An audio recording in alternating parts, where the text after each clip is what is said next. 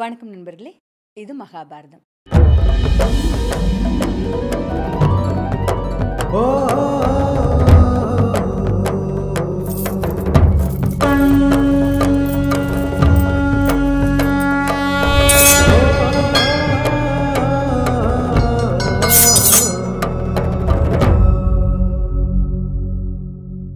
எவன் ஒருத்தன் தன்னை வச்சு தோக்குறானோ, எவன் ஒருத்தன் இன்னொருத்தனுக்கு அடிமை ஆகுறானோ, அவனுக்கு சொந்தமான எல்லா பொருளும் ஜெயிச்சவனுக்கு சொந்தம்.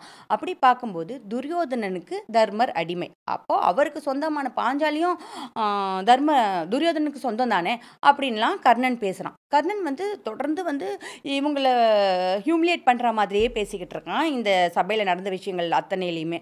அதனால இப்போது அர்ஜுன் எந்திரிச்சு என்ன சொல்கிறான்னா, இந்த கர்ணன் இருக்கான்ல, இவனோட உயிரை நான் போரில் கொல்லுவேன். எல்லாரும் நிறைஞ்சிருக்க போர்க்களத்தில் இவனை நான் கொல்லுவேன். இது என்னோட நண்பன் கண்ணன் மேலே சத்தியம். அதை கிருஷ்ணன் மேலே சத்தியம், என்னோட காண்டிப வில் மேலே சத்தியம், அப்புறம் என்னோட கண்மணி என்னோட மனைவி திரௌபதி இருக்கால அவள் கண் மேலே சத்தியம் அப்படின்னு சொல்கிறான்.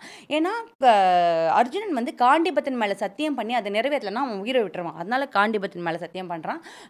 தன்னோட நண்பன் மேலே சத்தியம் பண்ணுறான்.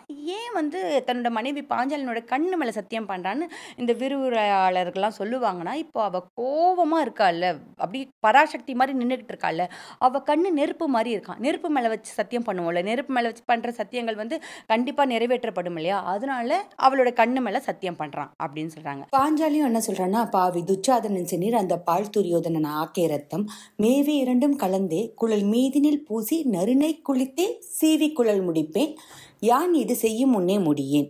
அதாவது இவனுங்க 2 பேர் ரத்தத்தையும் பூசி தலைக்கு குளிச்சதுக்கு அப்புறம் தானே என் முடியை எடுத்து முடிப்பேன், அது வரைக்கும் என் முடி நான் விரிச்சு தான் விட்டுருப்பேன் அப்படின்னு சபதம் போட்டுறான்.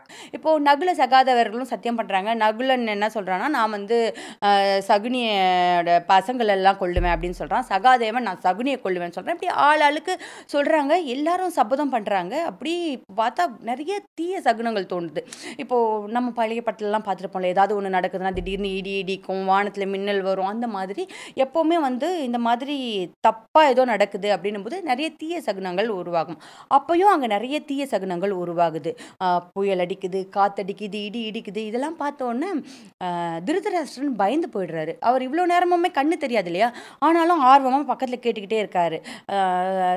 சஞ்சயன் கிட்டேயோ இல்லை பக்கத்தில் இருக்கிறவங்க கிட்டேயோ என்ன ஆகுது, நம்ம பையன் ஜெயிச்சிட்டானான்னு கேட்டு பையன் ஜெயிக்க அவருக்கு உள்ளூர மகிழ்ச்சி தான் இருக்குது. ஆனால் இப்படி ஒரு நிகழ்ச்சி நடந்துருச்சு, பாஞ்சாலி சாபம் விடுறா, மற்றவங்க சாபம் விடுறாங்க, தீய சகுனங்கள்லாம் வருதுன்னா அவர் கொஞ்சம் பயந்துட்டு, அம்மா பாஞ்சாலி மன்னிச்சிருமா அப்படின்னு சொல்லி பாஞ்சாலி கிட்ட சரணடைஞ்சிடுறாரு. என்னம்மாம்மா நீங்களாம் எல்லாரும் விளையாடுறாங்க, விளையாட்டு நடக்குதுன்னு தான் நான் நினச்சிக்கிட்டு இருந்தேன், நல்லபடியாக போயிட்டு இருக்குன்னு தான் நினச்சிட்டு இருந்தேன், இது இப்படி மாறும்னு எனக்கு தெரியவே தெரியாது. இங்கே நான் தான் மன்னன், துரியோதனன் மன்னன் கிடையாது.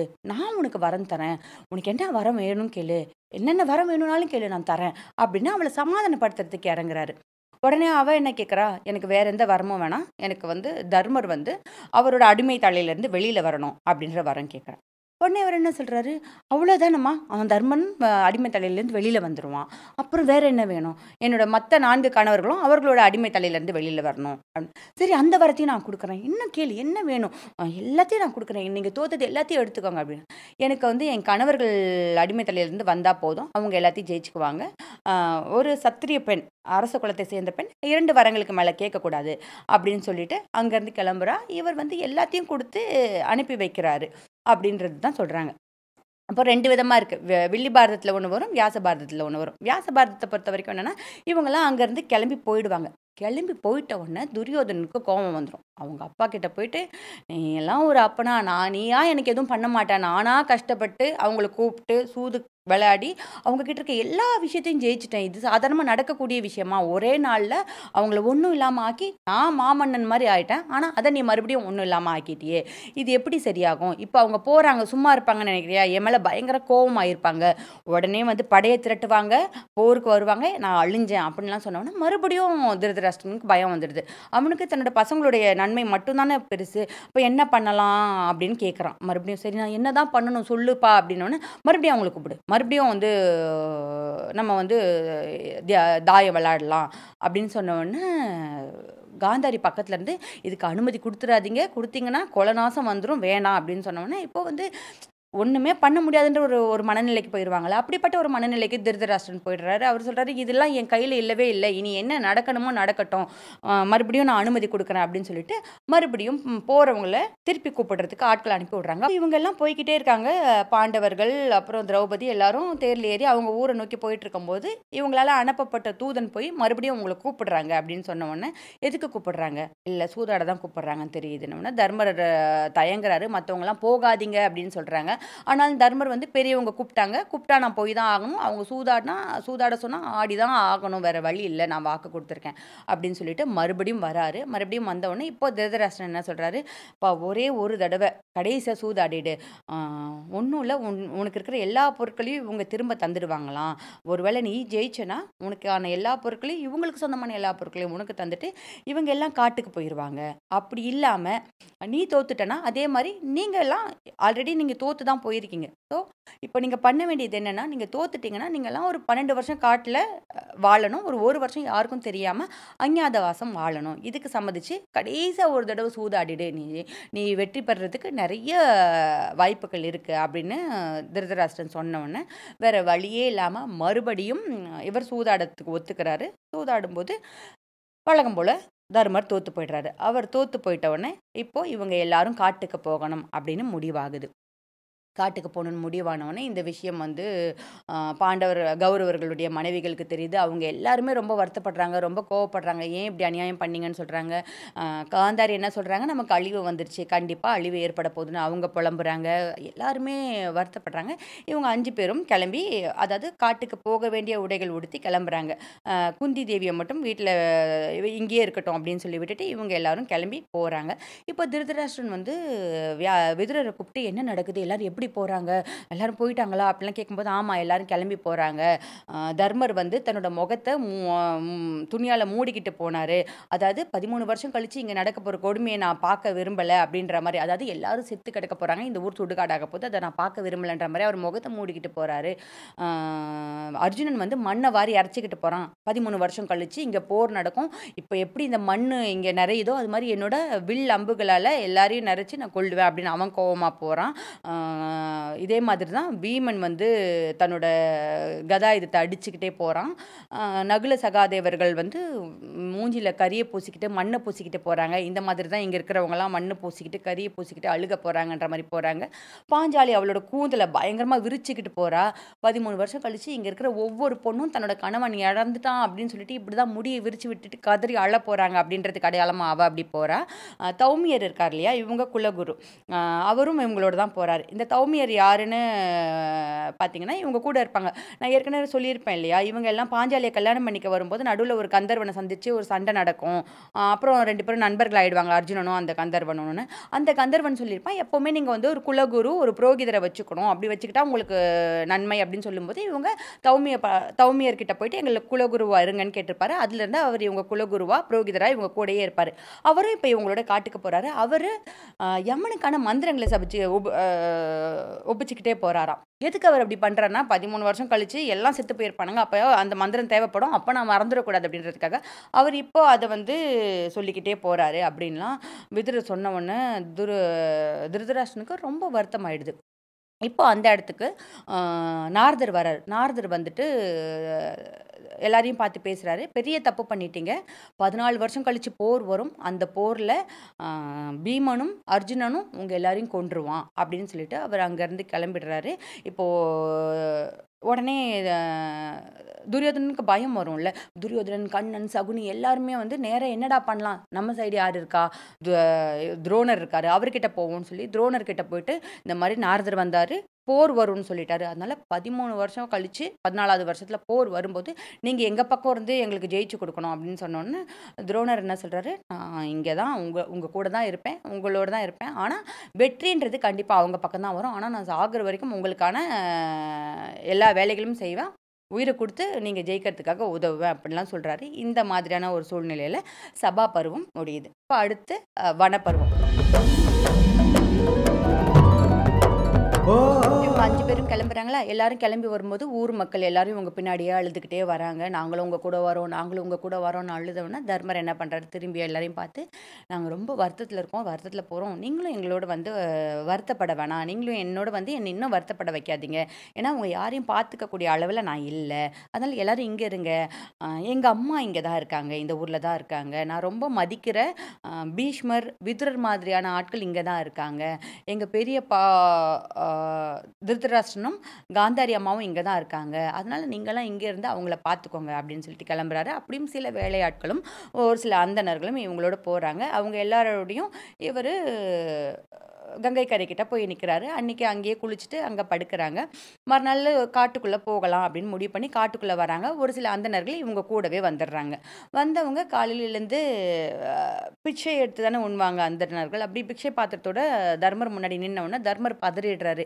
நானே இந்த காட்டில் காய் கனி பழம் என்ன இருந்து சாப்பிட போகிறேன்னு தெரில. இப்போது நீங்களும் இப்படி என் கூட வந்து கஷ்டப்படுறது எனக்கு ரொம்ப வருத்தமாக இருக்குது. நீங்களாம் வேறு இடத்துக்கு போங்க அப்படின்னு சொல்லும்போது, இல்லை நாங்கள் உங்கள் கூட தான் இருப்போம், என்னதான் இருந்தாலும் உங்கள் கூடவே தான் வாழணும்னு நினைக்கிறோம், என்ன இருக்குதோ அதை சேர்ந்து சாப்பிடலாம் அப்படின்னு சொல்லும்போது தர்மர் ரொம்ப வருத்தமாயிடுறாரு. ஏன்னா ஒரு மன்னர் இல்லையா, மன்னர் எப்பவுமே குடிமக்களை மற்றவங்களை காப்பாற்றிய பழக்கப்பட்டவர். இன்னைக்கு யாருக்கும் எதுவும் இல்லைன்னு சொல்ல முடியாதுன்றதுனால அவர் ரொம்ப வருத்தமாக இதை பற்றி அந்த குலகுரு தௌமியர் இருக்கார்ல அவர்கிட்ட புலம்புறாரு. அப்போது அவர் என்ன பண்ணுறாரு, தர்மருக்கு ஒரு மந்திரத்தை ஒன்று சொல்லி கொடுக்குறாரு. இந்த மந்திரத்தை நீ தண்ணிக்குள்ளே கழுத்தளவு தண்ணியில் நின்றுக்கிட்டு சூரியனை பார்த்து சொல்லு, சூரியன் வந்து உனக்கு வேண்டியதை பண்ணுவார் அப்படின்னு தௌமியர் சொன்னவொடனே தர்மரும் தண்ணிக்குள்ளே நின்றுக்கிட்டு அந்த மந்திரத்தை சொல்கிறாரு. சூரியன் வராரு. வந்து தர்மருக்கு ஒரு பாத்திரம் ஒன்று கொடுக்குறாரு, அக்ஷய பாத்திரம். அக்ஷய பாத்திரம்னா சாப்பாடு வந்துக்கிட்டே இருக்கும்னு சொல்லுவாங்க இல்லையா, அந்த பாத்திரத்தை கொடுத்துட்டு, இந்த பாத்திரம் 12 ஆண்டுகள் வேலை செய்யும், அதுக்கப்புறம் வேலை செய்யாது. 12 ஆண்டுகளுக்கு நீ இதில் வந்து சாப்பாடு எடுத்துகிட்டே இருக்கலாம், எவ்வளோ வேணா வரும். கடைசியாக சாப்பிட்டு கழுவி கவுத்ததுக்கப்புறம் இதில் சாப்பாடு வராது அப்படின்ற மாதிரி சொல்லி அந்த பாத்திரத்தை கொடுக்குறாரு. அந்த பாத்திரத்தை வாங்கிட்டு வந்து தர்மர் தன்னோட மனைவி திரௌபதியோட சமைக்கிறாரு.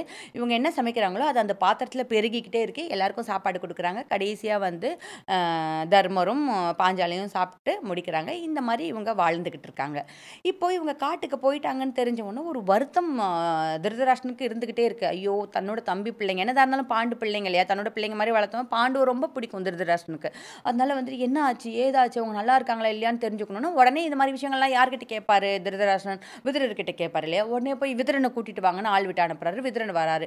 விதுரன் வந்தவொடனே என்ன விதுரா பசங்கள்லாம் எப்படி இருக்காங்க, போயிட்டாங்களா, காட்டுக்கு போயிட்டாங்களா, இதனால ஏதாவது பிரச்சனை வருமா, சாப்பாடுலாம் விட்டுட்டு போயிருக்காங்களே, என் பசங்களுக்கு ஏதாவது பிரச்சனை வருமானு கேட்குறாரு. அவரோட முக்கியமான பிரச்சனை இந்த மாதிரி நடக்கிறதுனால, பாண்டவர்கள் இப்படி வேதனைப்பட்டு வாழ்றதுனால தன்னோட பசங்களுக்கு ஏதாவது கஷ்டம் வந்துருமா அப்படிங்கிறதா தான் இருக்கு. உடனே விதுரர் வந்து கண்டிப்பாக வரும், நீ வந்து நான் சொன்னது எதுவுமே கேட்க மாட்டேற, நீயும் கேட்க மாட்டேங்கிற, உன் பையனும் கேட்க மாட்டேங்கிறான், நான் உங்களுக்கு நல்லது மட்டும்தான் சொல்கிறேன், ஆனால் நீங்கள் எதுவும் கேட்காம திரும்பி திரும்பி தப்பு பண்ணிக்கிட்டே இருக்கீங்க, இது நான் வந்து சூதுக்கு அனுமதி கொடுக்காதான்னு சொன்னேன், நீ கொடுத்த, அவங்கள இது மாதிரி அனுப்பாத, காட்டுக்கு அனுப்பாத, எல்லாத்தையும் திருப்பி கொடுத்துருன்னு சொன்னேன், நீ கேட்கவே இல்லை, வேறு என்ன நடக்கும், கண்டிப்பாக போர் வரும், போரில் பாண்டவர்கள் உன் பசங்களை கொல்லுவாங்க, உன் பசங்க அழிய தான் போகிறாங்கன்னு சொன்ன உடனே திருதராஷ்டிரனுக்கு கோவம் வந்துடுது.